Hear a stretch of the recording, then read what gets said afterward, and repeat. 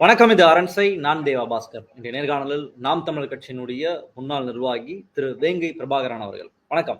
வணக்கம் தோழர். நாம் தமிழர் கட்சி அதனுடைய தலைமை ஒருங்கிணைப்பாளர் சீமான் அவருடைய அரசியல் அஸ்திவாரம், அவர் யாரை சந்தித்துட்டு நான் தமிழ் தேசியத்தை தூக்கி பிடிக்க ஆரம்பித்தேன், பிரபாகரனை கொண்டு போய் சேர்ப்பது அப்படின்ற அவருடைய அந்த அரசியல் பேஸ்மெண்டே இன்னைக்கு ஆட்டம் கண்டிருக்குன்னு கூட சொல்லலாம். சீமான் பிரபாகரனை சந்திக்கும் பொழுது அப்போது கூட இருந்த நபர்கள் அங்க என்ன நடந்தது, நிஜமாவே அவர் சந்திச்சாரா இல்லையான்ற தொடர்பாக பல டிஸ்கஷன்ஸை கிரியேட் பண்ணியிருக்காங்க. அதுக்கு எதிர்வினையாக நாம் தமிழர் கட்சி ஆதரவாக பல போராளிகள் பேசுறதுன்னு நம்மளால பார்க்க முடியுது.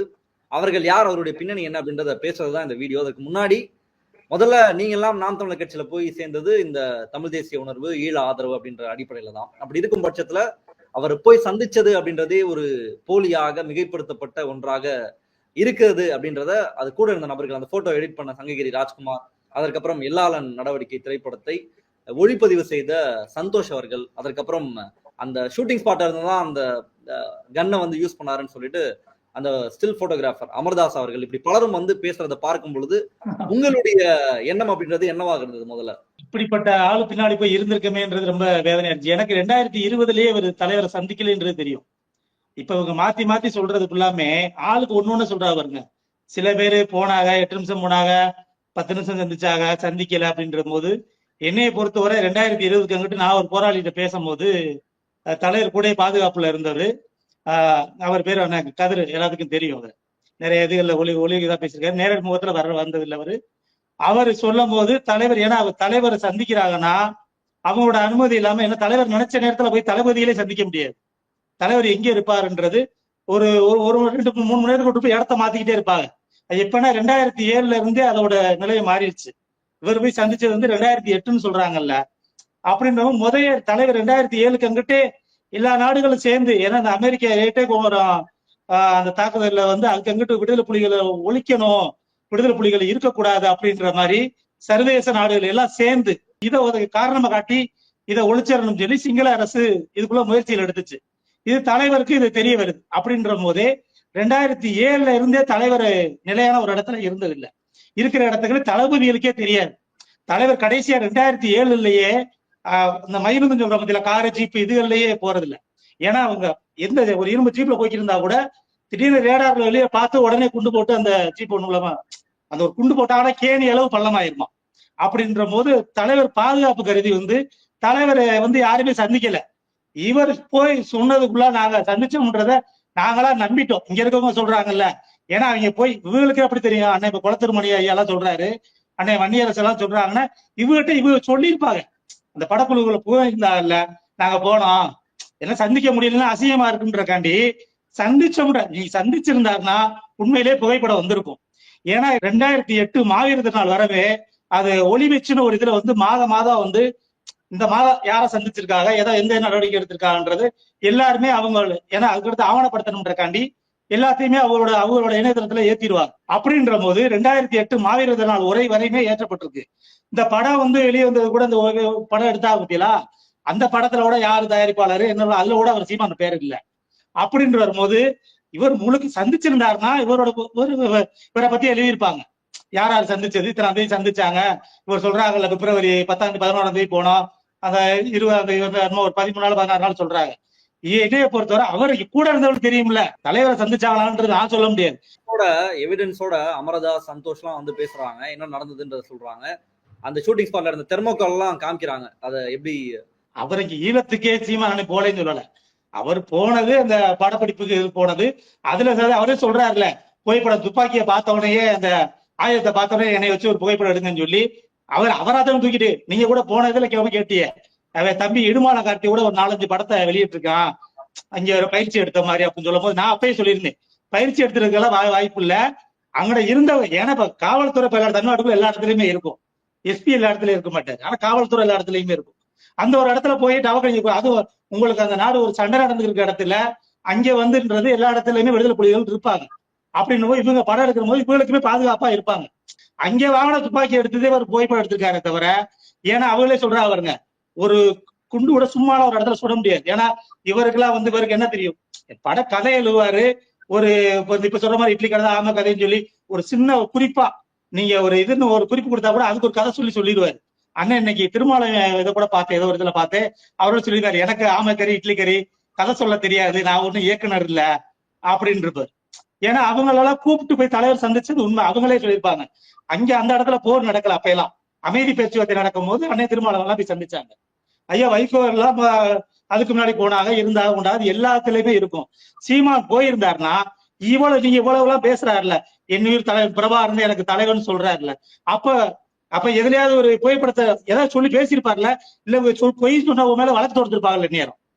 இப்ப அவங்க கட்சியில ஆள் இல்லாம இருக்காங்க, வழக்கறிஞர் இல்லாம இருக்காங்களா? ஏன்னா இப்ப என்ன செய்யறேன்னே தெரியல.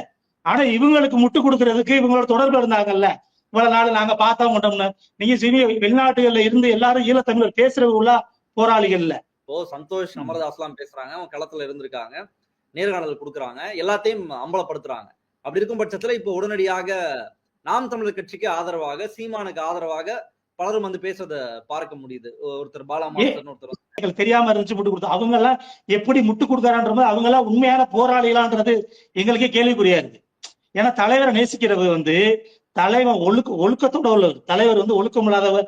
அவர் தலைவரோட அண்ணன் கூட சொல்லியிருந்திருப்பாரு, இப்படியா சீமாடு குடியாராளு, பொம்பளை பொறுக்கி, நான் எந்த விஷயத்திலயும் ஒழுக்கம் இல்லாத ஆளு.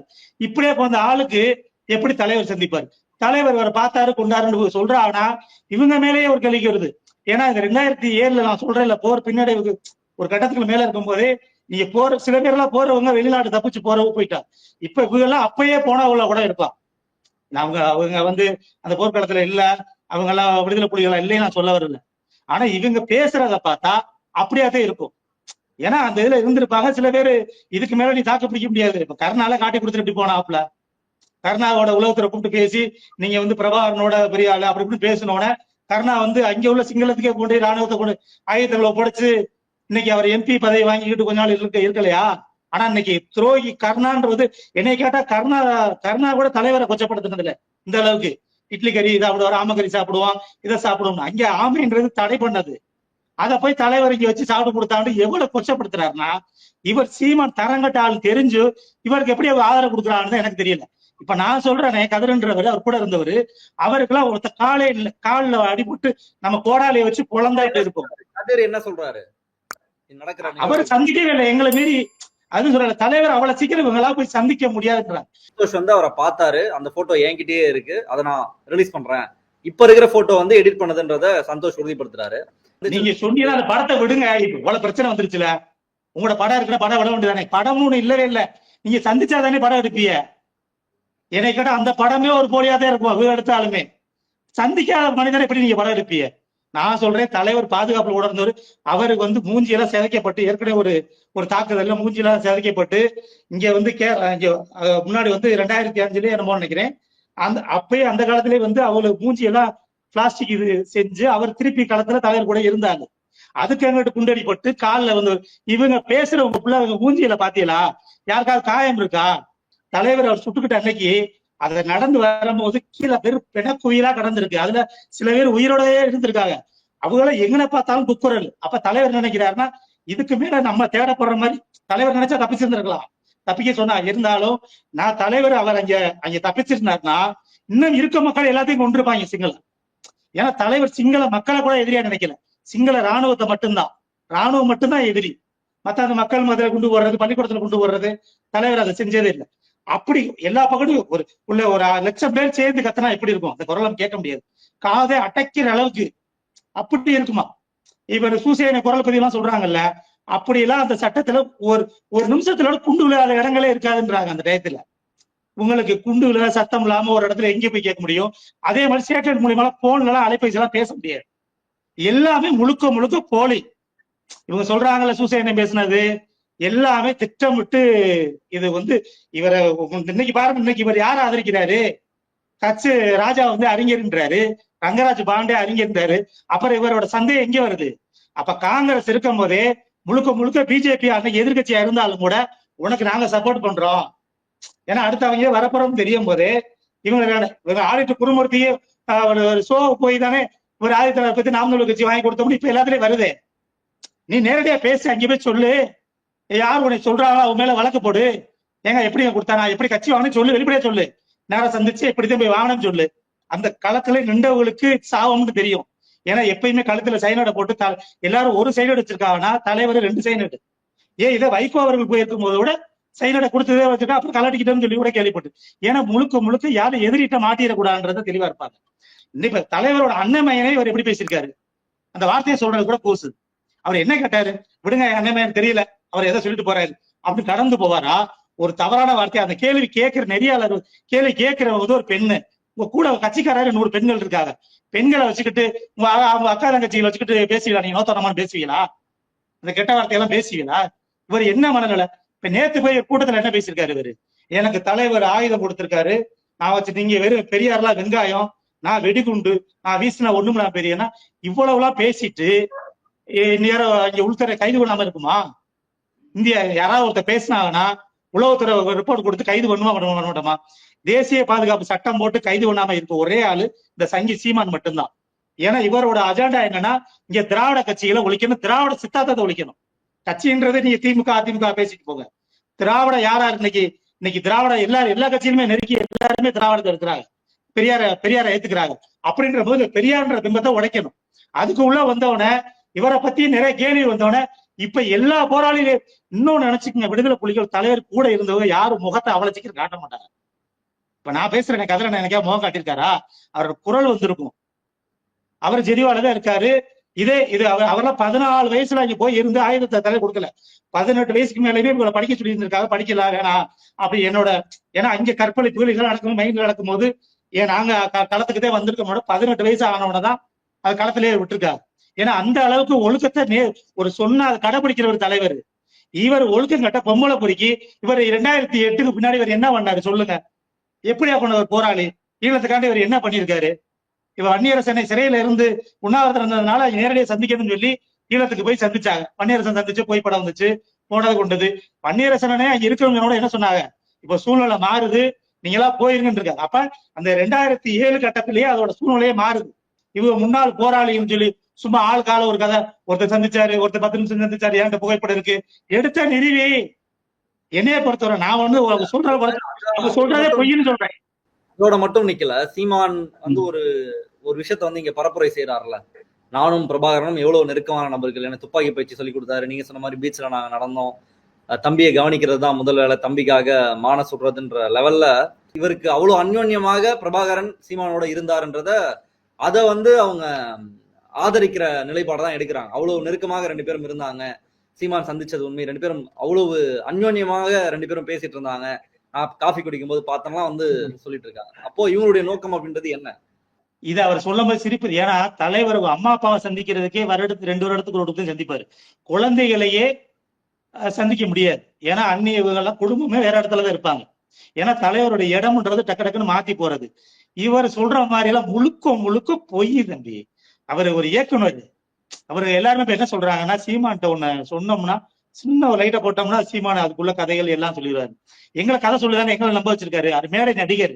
இப்ப அப்படியே அஜித் விஜய் என்றவெல்லாம் திரையில் நடிச்சாங்க, அதுக்கு ஒரு கூட்டம் இருக்கும், ரஜினி கமலுக்கு ஒரு கூட்டம் இருக்கும், எம்ஜிஆர் சிவாஜி கணேசன் ஒரு கூட்டம் இருக்கும் நடிகர்ன்றதால. அவங்க எல்லாம் திரையில நடிச்சு கைத்தட்டு வாங்கி போயிருவாங்க. இவர் இயக்குனர்ன்றதுனால இவர் மேடையில் நடிச்சுட்டாரு, அதை நம்பி தானே நாங்க ஏமாந்தோம். இன்னைக்கு நான் அவ்வளவு எல்லாம் பேசுறேன்னு அவர் கூட நாங்க தானே இருந்தோம். சீமான் மேலூர்ல தாக்கப்பட்டாருன்னு சீமான் தாக்கப்பட்டாரு, அந்த டோல் கேட்டு அடிச்சுட்டு 8 நாள் மதுரை மத்திய சிறையில நான் தானே சீமான் காண்டி இருந்தேன். கட்சி வளரணுன்றக்காண்டி இலங்கையில காமராஜ் மன்மோகன் போய் கலந்து விடான்னு 8 நாள்ல பட்டினியா கடந்திருக்கேன் கட்சிக்கு. அப்ப எந்த அளவுக்கு அவர் கூட இருந்திருப்பேன். அவர் அப்ப ஏன்டா சொல்றாரு, தம்பி அவனோட உயிர் முக்கியம், நீ அதெல்லாம் உண்ணாவிரத்தை முடிக்கும்னு சொல்லும் போது, ஆனா இப்பதானே ஒரு 8 பேர் கட்சியில சேர்ந்திருக்கான். நான் அந்த உண்ணாவிரத்து 8 நாள்ல தான் ஒரு 8 பேர் சேர்ந்தது கட்சியில. அதுல சேர்ந்தது என் மச்சினி ஒரு ஆளு. அப்பெல்லாம் மச்சின எல்லாம் இல்ல, நான் புது ஆளுகள் அப்பெல்லாம் வந்து இணைஞ்சது. அப்ப சொல்றேன், ஆனா இன்னும் ஒரு 4 நாள் இருக்குனே வெளியுறவுத்துறை போய், ஏன்னா நம்ம மன்மோகன் போய் கலந்துக்கிறல, வெளியுறவுத்துறை அமைச்சர் அனுப்புறாரு. ஆனா அவங்க கலந்து உடனே நம்ம கட்சி வளர்னா நான் இருக்கனே, உடம்பு நல்லாத்தே இருக்கு அப்படின்னு. ஏன்னா ஒரு 5-6 நாள் தற்கொலை முயற்சி கைது பண்ணி காவல்துறை மருத்துவமனை கொண்டு போயிருச்சு. மருத்துவமனையும் வாயில கருப்பு தண்ணி கட்டிக்கிட்டு நாங்க குளுக்கோஸ் எதையுமே எடுத்துக்கல. இவர் 8வது நாள் வந்து எங்களை முடிச்சு வைக்கிறாரு, உண்ணாவிரத்தை முடிச்சு வச்சு. அப்ப என்ன சொல்றாருன்னா, தம்பி நீ என்ன கட்சிக்குள்ள இருக்கேன் புரட்சியா நினைச்சுக்கிட்டு இருக்கியா, உன்னே மாதிரி ஆளுகள் எல்லாம் இருக்க மாட்டாங்க, விரல விட்டு எண்ணி போடலாம், நீ கட்சிக்கு வேணும், இந்த இனத்துக்கு வேணும், உண்ணாவிரத்து முடியும்னா. அப்ப என்ன இவர் அண்ணன் நாங்க இப்ப அவெல்லாம் சொல்லுவாரு, ஒரு வாகனத்துல கூட்டிட்டு போவோம். அப்ப என்ன சொல்ற, தம்பி இப்படிலாம் ஒத்த வண்டியில கூட்டிட்டு போதியா, அருண் சொந்த ஊர் போகும்போது 2 வாகனம் 3 வாகனத்துல போவோம். தம்பி அவன் வரலையா பாதுகாப்பு வேணும்டா தம்பி. அப்ப காங்கிரஸ், அப்ப அப்படின்ற மாதிரி எங்க ஏடிஎம்கே இருந்துச்சு, மேல காங்கிரஸ் இருந்துச்சு. அப்ப நான் சொல்றது 2012, 13 அந்த டயத்துக்கு இல்ல. அப்ப போகும்போது அவர் சொல்றாரு, அண்ணே அப்படி உங்களை யாராவது உங்களுக்கு ஏதாவது பிரச்சனைனா நாங்க குறுக்க விழுந்து எங்க உயிரை கூட கொடுப்போம்னே, உங்களை காப்பாத்திருவோம்னே. என்ன சத்தியமா என் தலைவர் மேல பிரபாரம் சத்தியம் படி சொல்றேன், அவருக்கு ஒரு பிரச்சனை தலைவருக்கு எப்படி கருப்புலிகள் இருந்தாங்களோ அப்படி உங்களுக்கு நாங்க இருப்போம். ஆனா இன்னைக்கு நான் அவரோட பேசுறேன்னா என்ன அர்த்தம், இவன் முழுக்க முழுக்க எங்க நாங்க எதுக்காண்டி இவனை ஆதரிச்சோமோ அதுவே பிராட் இல்ல. நீங்க ஒரு சொல்லுங்க, முதல் கோணம் முற்றிலும் கோணம் தான். நீங்க புகைப்படம் எடுக்கவே இல்லை, தலைவரை சந்திக்கவே இல்லைன்னா அப்ப நீங்க எல்லாமே போய் தானே. அப்புறம் இட்லி கறி ஆம கறி படம், இந்த படம் அந்த படம், நானும் சில படம் எடுக்கணும்னா படம் வெளியே விடுங்க. உங்களுக்கு சீமானை ஆதரிக்கணும்ன்ற கட்டாயம் எதனால ஏற்படுது? நானும் ரவுடிதான் சொல்லி என்ன கை விடணும் பாப்பல இல்ல வடிவேலு அந்த படத்துல மாதிரி இன்னைக்கு உண்மையான போராளிகள் எல்லாம் இருக்கா, வெளிநாட்டுகள்ல இருக்கா இல்லைன்னு சொல்லல. ஆனா இப்படி வெளி முகத்தை காட்டி சீமானுக்கு ஆதரவு கொடுக்குற எல்லாமே உண்மையான போராளிகளா இருக்கிறதுக்கு 100% வாய்ப்பு இல்ல. போராளி இருந்தாலும் ஒரு கட்டத்துக்கு மேல ஏதோ ஒரு தவறுல சில தவறுகளை ஒரு தலைவர் மன்னிச்சும் போது இங்க இருந்து கிளம்பிடுவாங்க. அப்படி தப்பிச்சு போனவங்களா இருக்கும் இன்னைக்கு. ஏன்னா சீமான அவங்களும் ஒரே இதால இருக்காங்கல்ல, இதுல இவங்க ஏதாவது இயக்கத்துல தப்பு செஞ்சா வெளியே அனுப்பியிருப்பாங்க. அப்படி இருந்தவங்க இன்னைக்கு வெளிநாட்டுக்குள்ள இருந்துகிட்டு இன்னைக்கு அவங்க உடம்புல நான் சொல்றவங்களுக்கு எல்லாம் காலில் அடிபட்டு காலு கட்ட வச்சிருக்காங்கன்றது சொல்றேன். அவர் மனைவி போராளி, நான் சொல்ற மனைவி போராளி. அவர் மூஞ்சி சிதைக்கப்பட்டு மூஞ்சி கேரளாவில்தான் பண்ணிருக்காங்கன்றத கூட சொல்றானே. இவ்வளவு போய் சொல்ல முடியும் ஒரு மனிதன்? என் தலைவர் பிரபாகர் மேல சத்தியம் மட்டும் சொல்றேன். நான் சொல்றது 100%. எனக்கு 2 பிள்ளைகள் இருக்கு. நான் சொல்றது பொய்யா இருந்தா நான் சத்தியமா இல்லாம போயிருவேன். ஏன்னா மாவீரர்கள் இருக்கான்றத நான் நம்புறேன். மாவீரர் எண்ணற்ற பேர் இறந்துருக்காங்க. ஒருத்தர் இறந்து நீங்க திரைப்படத்துல பார்த்திருப்பீங்க. ஒருத்தர் இறந்துட்டாவே அவங்களோட ஆவிகள்லாம் பழிவாங்கன்னு அங்க உயிரை கொடுத்து சைனடை கடிச்சு ஒரு ஆயிரக்கணக்கான பேர் இறந்தாங்க. அந்த இறந்தவங்க பிணத்தை இல்லாத கட்சி ஆரம்பிச்சுன்றது சீமான் சொன்னார். அப்ப அந்த முழுக்க நீ பொய்யா பேசிக்கிட்டு நீ மாவீரர்களை சொல்றீல, நீ சீமான் இன்னைக்கு நான் சொல்றேன், சீமான் குடிப்பாரா? நீங்க சொல்லுங்க, சீமான் குடிப்பாரா குடிக்க மாட்டானா சொல்லுங்க. எனக்கு தெரிஞ்ச அளவுக்கு திருமாவளவன் பழக்கம் இல்ல, அண்ணன் வைகோட்டு அது பழக்கம் இல்ல, அண்ணன் வேலுமுருகன் அது பழக்கம் இல்ல. எனக்கெல்லாம் அவங்க சொந்தக்கார சுருத்துக்காரெல்லாம் இல்ல. நான் எதுக்கு சொல்றேன்? உன் கட்சியில மாவட்ட செயலாளர் வந்த நான் சொல்றேன் இல்ல, நீ குடியார பயிர் பாத்திருக்கேன்ல, நீ குடிச்சு உன் பக்கத்துல போய் வாடகை அடிச்சிருக்கல. நீ எங்கிட்ட மலுக்குறதுக்கு தலைவருக்கு முன்னாடியே அந்த பொதுச் செயலாளர் குடிப்பாருன்றது என்கிட்ட பதிவு உண்டு. அவர் இறந்துட்டதுனால பேர் அவ்வளவு பயன்படுத்த விரும்பல். இந்த கன்ஃபியூஷன்ஸ் இந்த சீமான் மேல வந்திருக்கக்கூடிய இந்த குற்றச்சாட்டு இது எதுவுமே தம்பிகளை அசைக்காமல் இருக்கு. அதை எப்படி புரிஞ்சுக்கலாம்? என்னாலும் அண்ணன் பார்த்தாரோ பார்க்கலையோ அதான் முக்கியம் கிடையாது எங்களுக்கு. நீங்க 2010 கட்சி ஆரம்பிக்கப்பட்ட போது இருக்க மாவட்ட செயலாளர் இருக்கிறதுல நீங்க யாராவது ஒருத்தரை சொல்லுங்க, இவரை 2010 இருந்து கூட இருக்காருன்னு சொல்லுங்க. யாரையா ஒருத்தர், ஒரு 2-3 பேர் இருப்பாங்க குடியார பயிருக்கு பின்னாடி இருக்கிறவங்க, அவையெல்லாம் மாநில பொறுப்புன்னு சொல்லி போட்டு இருப்பாங்க. உங்களுக்கு அறிவு சார்ந்த ஆளுகளை சீமானுக்கு பிடிக்காது, திறமையான ஆட்களை சீமானுக்கு பிடிக்காது. அப்படிலாம் யாருமே அதுல இல்ல. இப்ப இருக்கிற ரசிகம் நடப்பானமை கொட்டமனே அவளை சீக்கிரம் தலைவரை சந்திச்சிட முடியாது. கொட்டமனே சந்திக்கிறாத்தாலும் கூட அங்க முறைன்னு ஒண்ணு இருக்கு. இங்க இருக்கு இந்தியால. இப்ப ஐயா நெடுமாறண்டையோ அண்ணன் திருமாவளவன்டையோ அதை பேச நினைக்கிறாங்கன்னா ஒருத்தர் மட்டும் பேச முடியும். இது எதுவுமே இன்னைக்கு அவர் அவ்வளவு எக்ஸ்போஸ் ஆயிருக்காரு. பட் சீமான அது குறித்து எந்த ஒரு சட்டையும் செய்யாமல் அவரு வழக்கமா என்னென்ன பண்ணுவாரோ, என்னென்ன அந்த பந்தாவா பேசுவாரோ எல்லாத்தையும் தொடர்ச்சியாக ஊடகங்கள்ல பேசுறதா. நான் இப்ப ஊடகம் கூட பேசி அவர் காரி துப்புனா கூட தொடச்சு விட்டு போயிருவாப்புல. இன்னைக்கு அரசியல் கட்சி வச்சு நடத்துறதுக்கு தரங்கட்டாலு இவருக்கு கொடுத்த RSS பிஜேபி கொடுத்த வேலையை செஞ்சுக்கிட்டு இருக்காரு. இப்ப விஜய் ஆரம்பிச்சோன்னு பதறாரு. இப்ப அவங்க பக்கத்து பிஜேபி மாறிட்டு இவரை கலட்டி விட ஆரம்பிச்சுட்டாருன்னு நினைக்கிறேன். அதனால இவரா போய் ஆதரிக்கிறாரு. விஜய்க்கு அவங்க ஆதரவு கொடுத்துக்கிட்டு இவரை கலட்டி வர போறதுனால சில இது வெளியே வருது. இப்ப இவரை பத்தி சில உண்மைகள் வெளியே வர்றதே எனக்கு என்னமோ உளவுத்துறை அப்படி பண்ணுதா அப்படின்றது சந்தேகமா இருக்கு. ஏன்னா இவரை கைவிட போறாங்கன்னு நினைக்கிறேன். அதனால கையை விட்டுறாதீன்னு சொல்லிதான் இவர் ரங்கராஜ் பாண்டே அறிஞர்ன்றாரு, அச்சுராஜா அறிஞர்ன்றாரு. இங்க என்னமோ சீமான் முதலமைச்சர் ஆனா அங்க தனியில அடைஞ்சிருமா? இங்க ஐயா கலைஞர் முதலமைச்சரா இருந்தாலும் சரி, ஐயா அம்மையார் ஜெயலலிதா இருக்கும்போது அடைஞ்சிருமா? ராஜீவ்காந்தி இறந்தவனோட யாரோட ஆட்சி கலைக்கப்பட்டது? இதே திமுக ஆட்சி தான். எதனால கலைக்கப்பட்டது? விடுதலை புலிகளுக்கு ஆதரவா இருக்கான்ட்டு. அப்ப என்ன, நீ அந்த ஆட்சி அதிகாரத்தை இழந்தவளை நீ திமுக கொண்டு போய் இன்னைக்கு நீ என்ன சொல்ற, இந்த இனத்தை அழிச்சதை போய் நிப்பாட்டு. திமுகவே இன்னைக்கு புலிகள் திமுகவே இன்னைக்கு ஆதரவு திமுக ஆட்சி கலைச்சு விட்டுருப்பாங்க. அவ்வளவுதான். அப்படியெல்லாம் அவங்களுக்கு ஒண்ணு இந்திய ஒன்றியத்தை மீறி எல்லாம் இங்க ஒண்ணு நடக்காது. முதலமைச்சரா இருக்கவோ அப்பெல்லாம் செய்ய முடியாது. நான் போய் நாளைக்கு ஒரு எம்பிக்கு போய் நான் ஒரு மாவட்ட ஆட்சியர்கிட்ட போய் மனு கொடுக்குறேன்னா சில உறுதிமொழி எடுத்துக்கிட்டு தான் இந்த இந்திய ஒருமைப்பாட்டுக்கு ஒருபாடு கட்டுப்பட்டு நான் செயலாற்றுவேன்னு சொல்லிதான் மனுவே தாக்கல் பண்ண முடியும். அப்ப அவங்க பதவியில சட்டம்னா முதலமைச்சரா இருந்தாலும் மந்திரியா இருந்தாலும் ஒரு உறுப்பினர் பத்துக்கிறாங்கன்னா அதுல மீறி எல்லாம் செய்ய முடியாது. அப்படி மீறி செய்யறாங்க அவன் குடும்பி ஒன்றிய அரசுகிட்ட இருக்கு. ஒன்றிய அரசு நினைச்சா ஆட்சியை கலைச்சு விட்டுரும். ஆளுநரை வச்சு உடனே டிசைட் பண்ணிடுவாங்க. அதெல்லாம் தெரியும். இவங்க போற போக்குல சும்மா திமுக திமுக திமுக நினைச்சா என்ன செய்ய முடியும்? ராணுவத்தை அனுப்ப முடியுமா? என்ன செய்ய முடியும்? இந்திய ராணுவம் ஈழத்துல இருந்து வரும்போது போய் அந்த விமான நிலையத்துல கலைஞர் போய் சந்திக்கவே இல்லை. இதெல்லாம் யாருக்கு எத்தனை பேருக்கு தெரியும்? எங்களுக்கே தெரியல. அந்த கட்சிக்குள்ள இருக்கும்போது தெரியல. நீ கேட்பிய உங்களுக்கு முன்னாடி தெரியாத? நீ சத்தியமா தெரியல. இப்ப போய் புத்தகங்களை படிக்கிறோம், பெறட்டுறோம், பெரியாரா படிக்கிறோம், அண்ணாவை படிக்கிறோம், கலைஞரை படிக்கிறோம். ஏண்டா இவர் கைய தூக்குறாரு, வீட்டுக்கு தூக்குறாருல, கையை இப்படி தூக்குறாரு, இப்படி தூக்குறாருல. இந்த கையை தூக்குறாரு அண்ணா அன்னைக்கே செஞ்சிருக்காரு. அண்ணாவோட பழைய பேச்சுகளை பாருங்க, கலைஞரோட பழைய பேச்சுகளை பாருங்க. இவர் எதுலயா சரியா இருந்திருக்காரா? இவர் கட்சி ஆரம்பிச்சதுல இருந்து எதுலயா சரியா இருந்திருக்காரு சொல்லுங்க. இப்போ ஒரு தங்கச்சியில அவனை வேட்பாளர் நிக்குதே, அந்த தங்கச்சிக்கு அவனை பத்தி நல்லா முழுசா தெரியும். வேற வழி இல்லாம அது என்ன நிக்குதுன்னா, அதிமுக திமுக போய் நம்மளால வளர முடியாது. தெரிஞ்சோ தெரியாம இல்ல இருந்துட்டோம். இவங்க குடியார பயலுதான், கெட்டவங்க தான். வேற வழி இல்லாம அப்படியே இருந்துட்டு போயிடுவோம். ஏன்னா ரசிகர் கூட்ட விசில் அடிக்கிறாங்க, கை தட்டுறாங்க. காலியமான உதவி துறைமுருகன் விசில் அடிக்கிறது. இப்படி ஒரு இதுக்கு அடிமையாயிட்டாங்க. சீமானே என்னன்னா ஒரு பேச்சுக்கு ஒரு முதல்ல ஆரம்பத்துல 2012-13 யாராவது விசில் அடிச்சா சத்தம் போடுவாரு. அது வெறும் இப்ப அவர் ஆதரிக்கிறாரு, விரும்புறாரு. அப்ப என்னன்னா இவர் சொகுசான வாழ்க்கை. அவர் சொல்றாரு வருங்க, கைது பண்ண இப்ப எப்படியாவது கைது பண்ணணும்னு நினைக்கிறாரு. என்ன நினைக்கிறாங்க? கைது பண்ணாதான் கட்சி வளரும், நானும் என்னைய கைது பண்ண சொல்றாரு. இப்படியா கொண்டவனுக்கு நீங்க எப்படி நீங்க முன்னாள் போராளின்னு சொல்லி உங்களுக்கு மான சூடு சொரணை வெக்க இருந்தா இப்படி கொண்ட மானம் கட்ட பயலுக்கு நீங்க எப்படி ஆதரிப்பீங்க? நீங்க அதுக்கு சொல்லுங்க. நீங்க இவனை ஆதரிச்சீங்கன்னா நீங்க தலைவரோட ஒழுக்கத்தையும் நேர்மையும் நீங்க கொச்சப்படுத்துற மாதிரி, நீங்க புலிகள்ன்றதே கொச்சப்படுத்துற மாதிரி. இன்னைக்கு முதலமைச்சர் நல்லவரா இருக்கிறத கட்டு இவர் கண்டுக்கிறாம இருக்காரு. இன்னைக்கு அந்த அம்மையார் இருந்ததான்னு வச்சுக்கோங்களேன், அந்த அம்மையார் முதலமைச்சரா இருந்து இவெல்லாம் பண்ணியிருந்தாருன்னா செப்பையை ஒடிச்சிருப்பாங்க. அந்த அம்மாவுக்கு சில இடத்துல கருத்தியல் சுதந்திரம் கொடுக்கணும்னு நினைக்கிறாங்க. கருத்தியல் ரீதியா பேசட்டும், வேணா அவனை கண்டுக்க வேணாம்ட்டு. ஆனா அந்த அம்மையார் இருக்கும்போது இப்படி சொல்ல முடியுமா? அந்த அம்மையார சொல்றிய 2 ஆண்களுக்கு நடுவுல போய் படுத்திருக்கு. அந்த அதிமுக எடப்பாடிக்கு ரோசா வேணாமா? அந்த ஓபிஎஸ்க்கு ரோசா வேணாமா? ஏண்டா உங்க பெத்த தாயின்றிய, புரட்சி தலைவின்றிய, புரட்சி தலைவி போய் 2 ஆண்களுக்கு நடுவுல படுத்திருக்கின்ற அவனை எப்படா நீ ஆதரிக்கிறிய? அவனை நாளைக்கு நீங்க கூட்டணி வந்தா ஏத்துக்கிறீங்களாடா? இவங்க என்ன இருக்கு? இன்னைக்கு ஹெச் ராஜா சீமான ஆதரிக்கிறானா என்னடா? என்ன அர்த்தம்? ஹெச் ராஜாவோட நாங்க மனுஷனாவே மதிக்க மாட்டோம். நீ அவனோட மோசம் அவன் உனக்கு ஆதரிக்கிறான்னு அர்த்தம். இதே சிவகங்கையில இவங்க முழுக்க ஹெச் ராஜாவோட எதுக்குற மாதிரி முழுக்க இவங்க தந்தி டிவில மக்கள் மூல நிகழ்ச்சி நடத்தினது எல்லாமே இப்ப இந்த ஊடால கூட இருக்கு. ராஜபக்சேக்கு மூலமா சீமானுக்கு நிதி வந்திருக்குன்றான். அதுபோல இன்னொன்னு சொல்றேன், ஒரு குட்டின்றவர் 2012 சீமான சந்திச்சிருக்காரு. அவர் புலிகள் இயக்கத்துல இருந்தவர். இவரை சந்திச்சு மறுநாள்ல இருந்து அவர் இன்னும் காணாமா. அவர் இறந்தாரா இருக்காரான்னு தெரியல.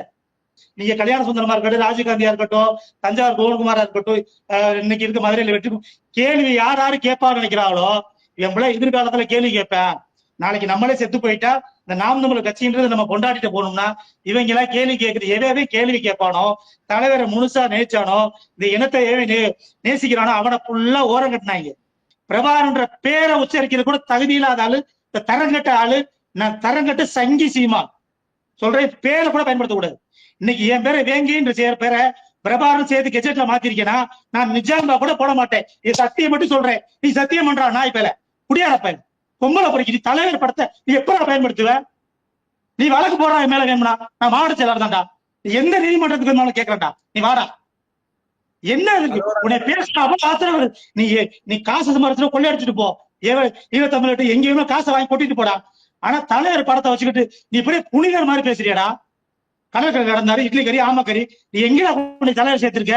சில பேர் இன்னும் போராளிகள் சொல்றாங்களா தலைவரை கொண்டு தலைவரை எப்படி சேர்த்தான்? ஐயா வைகோ ஆன திருமாவளவன் சந்திச்சுட்டு தலைவரை போராளியே தெரியும். இன்னைக்கு திராவிட கழகத்துல தங்கச்சி மதிவதனின்னு பேர் இருக்கேடா. அந்த தங்கச்சிக்கு 25 வயசு இருக்கும். திராவிட கழகத்துல இருக்க பேர் தானே மதிவதனி வச்சிருக்காங்க. ஏன் மயன் பேர் என்னடா? பாலச்சந்திரன். உன் கட்சியில விட்டு விலகி இருக்கும் போது கூட மயனுக்கு பேர் வச்சிருந்தாடா பாலச்சந்திரன். நீ எண்ணற்ற நீ போற போக்குல போய் எல்லாத்தையும் எதிரியாக்குற என்ன அர்த்தம்? என்ன பேரு நீ மாத்திர? நீ உண்மையா இருந்திருக்கியா? உன் பேர் சைமன் ஒத்துருக்கியாடா? சைமன் ஒத்துருக்கியா? நான் சொல்றேன், நான் ஒத்துக்கிறேன் இல்லடா. என் பேரு எங்க ஐயா அப்பா வச்ச பேரு எங்க ஐயா அப்பா வச்ச பேர் குலசாமி பேர் ஐயனாரு. ஆனா எங்க அப்பா அம்மா வச்ச பேரு வேங்கை. டிசியில கொடுத்தது மாத்திர பிரபாகரன் சேர்த்து கெஜெட்ல மாத்திரேன். ஏன்னா அம்மா அப்பா வைக்கிறதானே பேரு. நீ சொல்லு, உங்க அப்பா உனக்கு சீமான பேர் வச்சாங்களா? சொல்றான்.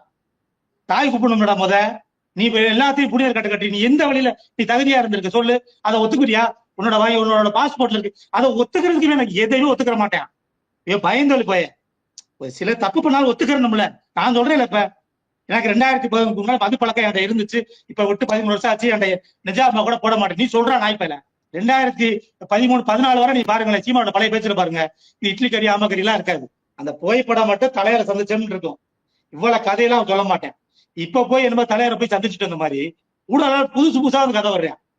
இப்ப அங்கே தொட்டு இங்கே தொட்டு தலைவரோட மயமனையே கொச்சப்படுத்துறியா நீ? அந்த மாவீரர் குடும்பத்துல தலைவரோட பிள்ளையே நீ வந்து போற போக்குல பேசிட்டு போறீங்கன்னா இவன் என்ன நினைக்கிறானா, என்ன பண்ண போறியன்னு கேக்குறான். உனக்கு என்னடா எதையாவது பேசி கைது பண்ணணும், இவனை நோக்க இப்ப கைது பண்ணணும், இதை போல செய்தியாக்கணும். அன்னைக்கு மண்டபத்துல உங்களுக்கே தெரியும், மண்டபத்துல கைது பண்ணா சாயந்தரம் விட்டுருவாங்க, எல்லாத்துக்கும் மாலை விட்டுருவாங்க. இப்போ ஒரு ட்ரிப் ஏதோ ஒரு போராட்டத்துல போய் கைது பண்ணான்னு சொல்லி இங்க சில இதெல்லாம் அங்கே எல்லா மாவட்டத்திலும் சில மாவட்டத்துல போய் எங்க நாம் சீமானை விடுதலை பண்ணும். இவங்க ஒரு அரசியலாக்க பாக்குறாங்க. இப்ப எனக்கு என்னன்னா எப்படியாவது ஒரு மாசத்துக்கு முன்னே வைக்கின்ற இவனை கைது பண்ணி பெரிய ஆளாக்க கூடாதுன்றத அவர் முதலமைச்சர் அப்படி நினைக்கிறாரு. நம்ம இந்த போராளிகள் விஷயத்துல சீமான் செஞ்சிருக்கக்கூடிய விஷயம் என்னன்றதை நீங்க ரொம்ப விலாவரியாவே எக்ஸ்பிளைன் பண்ணீங்க. மக்கள் பார்த்து என்ன சொல்லலாம்னு பார்ப்போம். நம்ம தொடர்ச்சியாக அடுத்தடுத்த கட்டங்கள்ல இந்த விவகாரம் தொடர்பாக நம்ம பேசலாம். இன்றைய தினம் இந்த நிகழ்ச்சியாக கலந்து உங்களுடைய கருத்து ரொம்ப ரொம்ப நன்றி. நன்றி தம்பி. அரண்சை நண்பர்களுக்கு வணக்கம். அரண்சை ஊடகம் சுயேட்சையாக இயங்குவதற்காகவே உருவாக்கப்பட்டது. நாம் செய்கிற வேலை உண்மையிலேயே மக்களுக்காக செய்கிறோம் என்பதை நீங்கள் நம்பினால், வாய்ப்பு இருந்தால் இந்த ரேசர் பே கியூஆர் கோடுக்குள்ளே நீங்கள் வந்து அதை ஸ்கேன் பண்ணி எங்களுக்கு உங்களால் இயன்றதை விருப்பம் இருந்தால் ஆதரவு தெரிவிக்கலாம்.